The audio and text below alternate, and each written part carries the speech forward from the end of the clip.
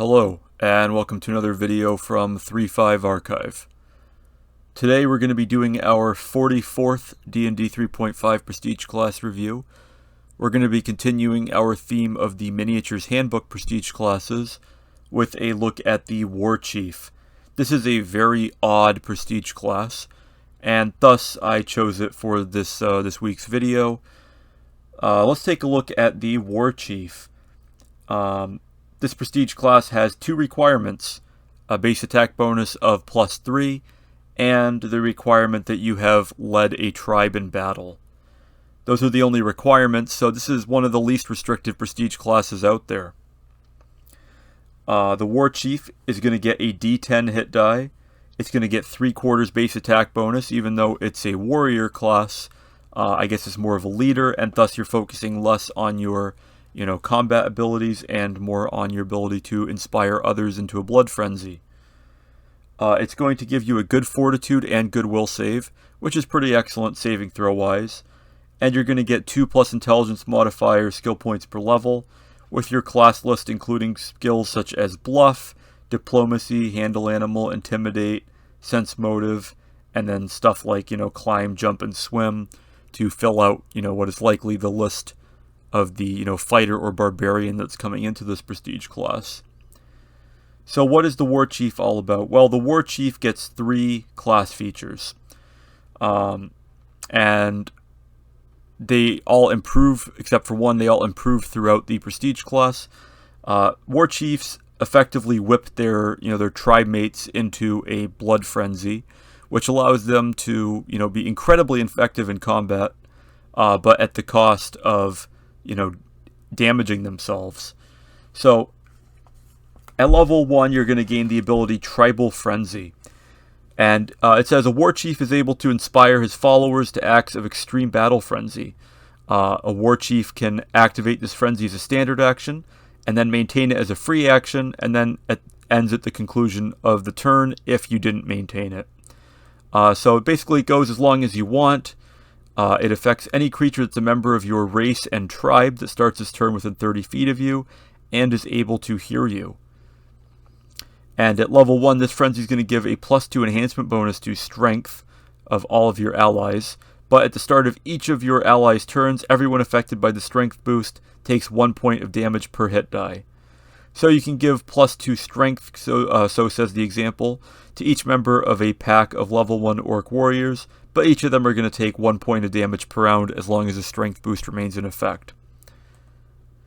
And this bonus is going to escalate.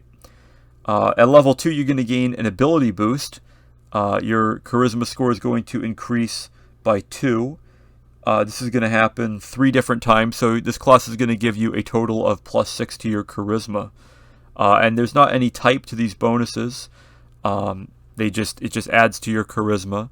So you could start out with a relatively mediocre charisma and end up with a 14 or 16.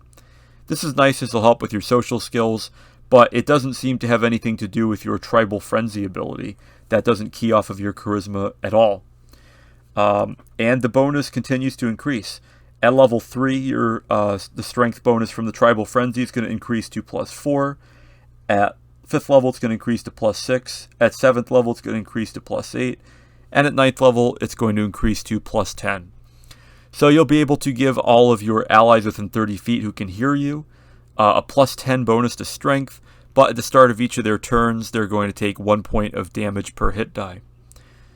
Now, your average, warrior type is going to have, 4, on average, 4.5 hit points per hit die, plus any bonuses from Constitution. So if you want to play this on the safe side, you are going to be draining your allies of their hit points.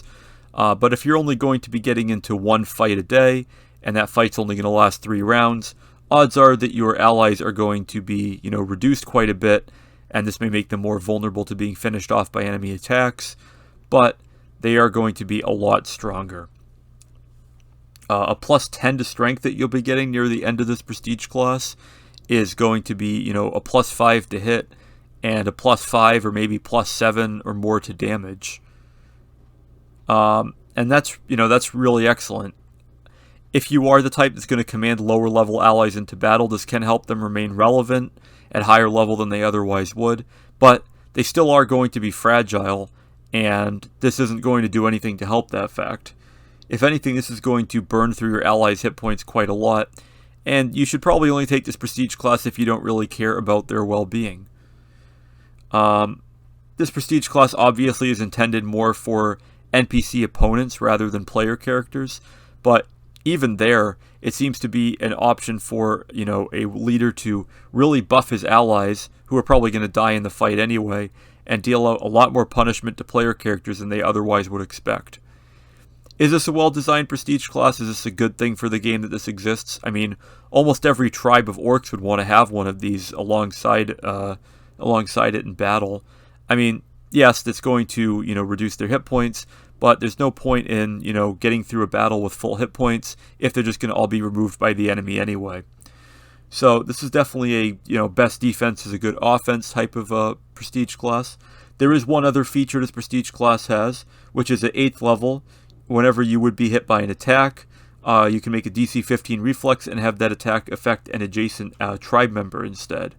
It's chosen as if it had hit them instead of you, regardless of the bodyguard's armor class themselves or any other defensive effects.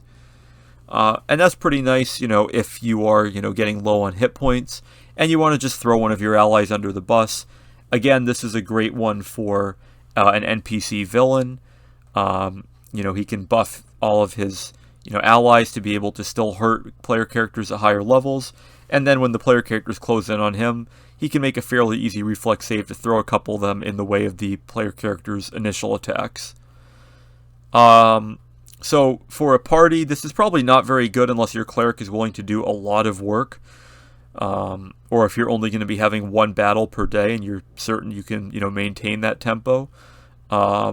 This can give a really significant boost. Again, it's an enhancement bonus, so it is going to overlap with, magic items and spells. It's a little bit odd that it's not a morale bonus. That would make a lot more sense.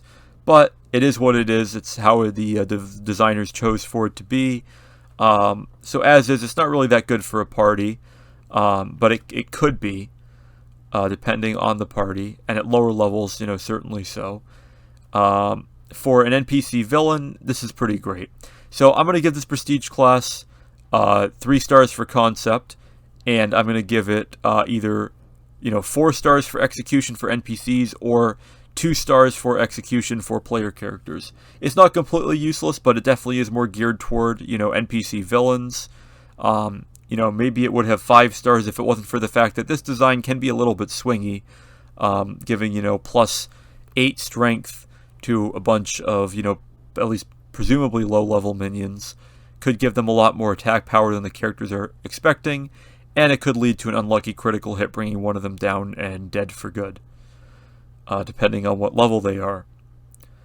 So, maybe not the best designed prestige class, but it certainly is a novel one, and it definitely is worth checking out. It's probably worth using once in a while for an NPC villain. Even just a couple of levels in this can really drive home this concept of a tribal leader who forces his men to fight at any cost, even that of their own well-being, from the exertion that their bodies are experiencing. So it's a good prestige class for NPCs, probably not for characters, and that's really about it. That's going to do it for this D&D 3.5 prestige class review. Please like, share, comment, subscribe, and so on. Thanks for watching, and I'll see you next time here on 3.5 Archive.